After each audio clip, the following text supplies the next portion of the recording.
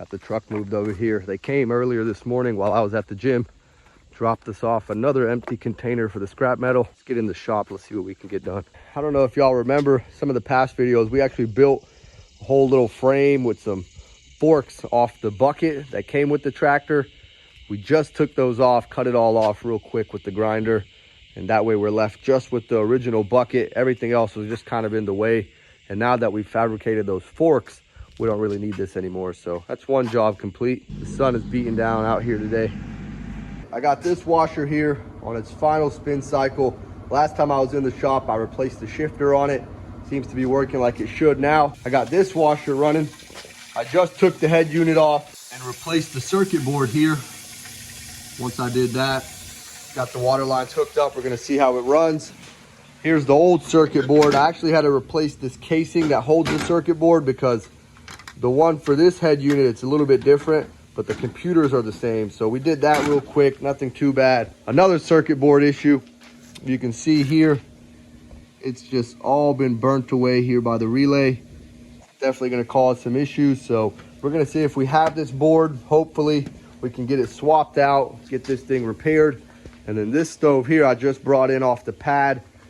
I'm not too sure what's going on with it. We'll check it here in a minute. I got a new board installed, hooked up all the wires again. This is the old board, so moment of truth. That's a used board that I put in there, but it should be good. Not too sure. We're getting ready to hook this thing back up and test it again. It's baking, it's already preheated. We're gonna let it run. It's pretty hot in there. We're gonna let it run on the bake cycle a little bit longer, then I'll cut that off, test the other functions. All the eyes work. They worked when the old board was in them, but when it came to baking, because that relay was all burnt up, it wouldn't allow it to get to the right temperature. Started reading an error code. So far so good. We'll keep an eye on it, see what's going on. Keeping a close eye on the sheep. We just let them out, let them free range a little bit, eat up as much of this grass out here. Now that that container's moved, you can see we have definitely put a big dent in the scrap pile. I just took the back panel off, set it over there, and got right into checking some of these sensors with my multimeter.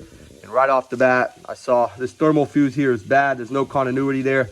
If that goes bad, you're not going to get any heating from the machine. So we're going to need to get this swapped out. I tested all the other sensors and the element. Everything else tests out like it should. Since I got that stove going, I'm probably just going to go ahead and take this exhaust off, clean it out, replace the sensor, and then take the front end off, re-grease the wheels, condition the belt, make sure everything's good in there.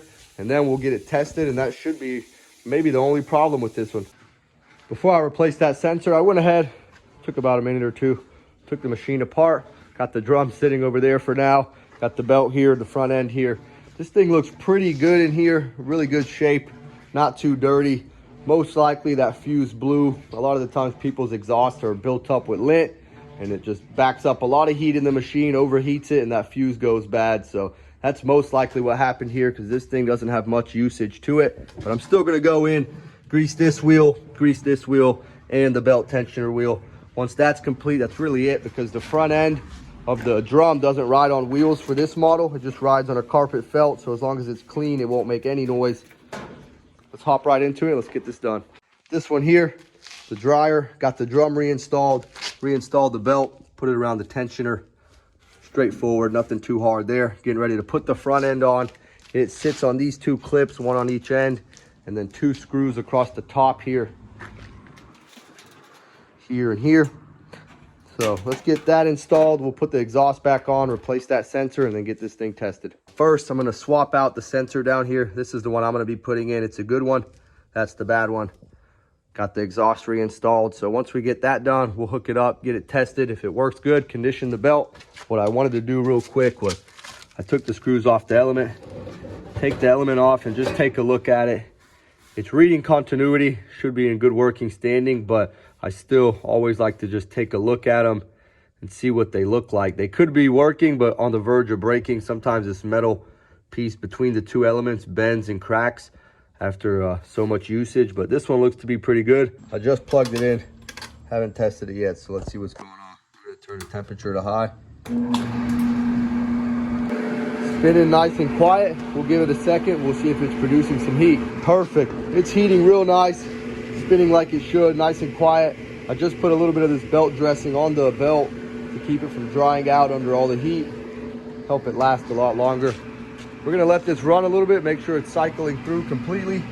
If that all checks out, we'll finish putting all the screws back in, clean it up a little bit. I got the 4 parts from the 4 machines we've got fixed so far.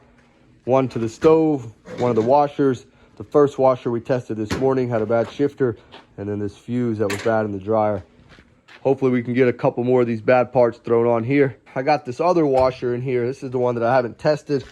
Right off the bat, I can see child lock's broken here, or at least the piece that goes into the actual child lock to lock the lid. So we'll definitely have to get that replaced. I took the old child lock off. It kind of just fell apart. I got a new one on.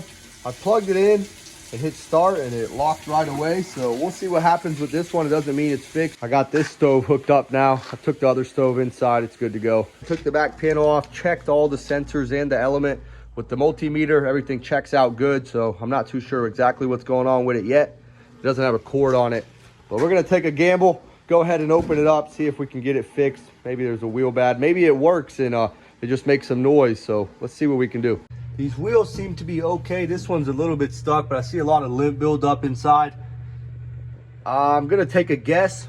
Most likely this thing was taking a long time to dry because all the lint buildup will affect your drying time. And I see that a lot where people will get rid of their dryer because it's taken 2 or 3 cycles to dry, but it's really just built up with a lot of lint.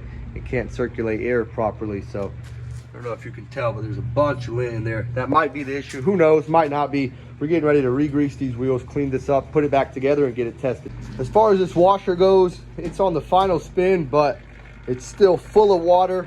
I can hear the pump trying to spin. Either it's clogged or it's no good, but that's going to be another issue with this machine. So we got the child lock fixed, but let's see what we can do about this water. So I brought this dryer out here to clean it out, and this is what I meant by it's full of lint. I just started using the compressor. Let me grab it real quick and blew some air right in here, and it just blew out a bunch of lint. I can still see a bunch more in there. You can see it here. Give me 1 second, and we're gonna see what happens here. I'm gonna try to do this with one hand real quick. I'm gonna leave the camera up here. I'm gonna blow some air in this hole down here. Too dusty, man. Dang, that thing is full of lint. I'm gonna take that exhaust off. We're gonna get it all cleaned up. So I took this exhaust off and it is full of shit. And I just blew a bunch out as well. Could have probably held off on that, but it is what it is. We're gonna have to get this all cleaned up, clean up all the sensors, re-grease the wheels, put it back together.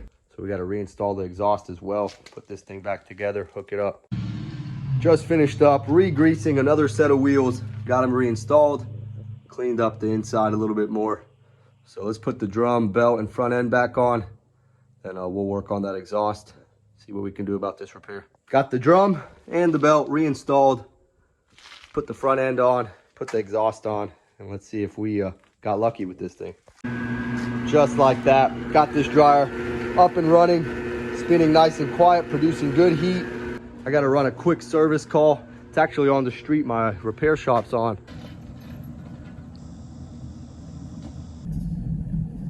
Made it back to my shop. I'm not done with the repair. I actually got to grab this part. This is the part that came out of the washer. And what was going on is it was never shutting off the water. It was just constantly letting water out.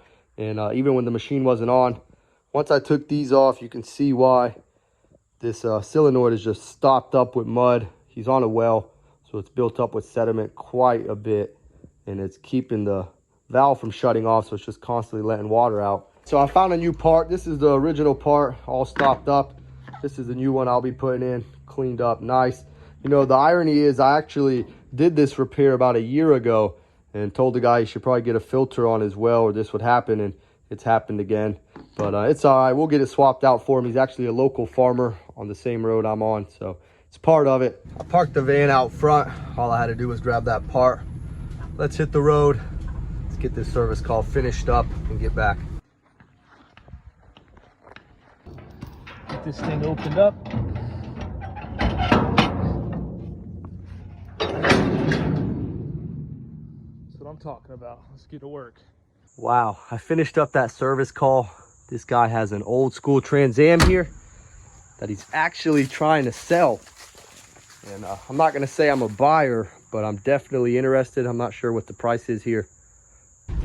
My dad's over here. Looks like he's starting to bust away some of these cinder blocks. He got all those circuit boards and boxes cleaned up today. Starting a new project. And as I turn the corner, it looks like Erwin's already out here loading the container. Perfect. Headed back up to the house. Got the sheep out here, free ranging. Perks of working for a farmer. Got a free beef tenderloin. Well, not free. I got it after I finished the repair, but a little bit of bartering going on. Not too bad. I'm gonna let this thaw out, probably cook it up tomorrow. We loaded this bad boy in. We're gonna get this door shut because really don't have anything else that can fit right there. So let's get this thing closed up and we'll run our sprints and get in the house. My dad's been working on busting out the door here. Looks like he's got it all marked up. So, new project underway. We'll probably have to install a door and concrete it up, build the frame around it. First, we got to get rid of this. You can see some of the junk that whoever built the building put in between the cinder blocks. I guess as they were building it, throwing away the old cans. So we just got the dumpster loaded, or I should say I just got the dumpster loaded. That's right. Sprints in right here, man.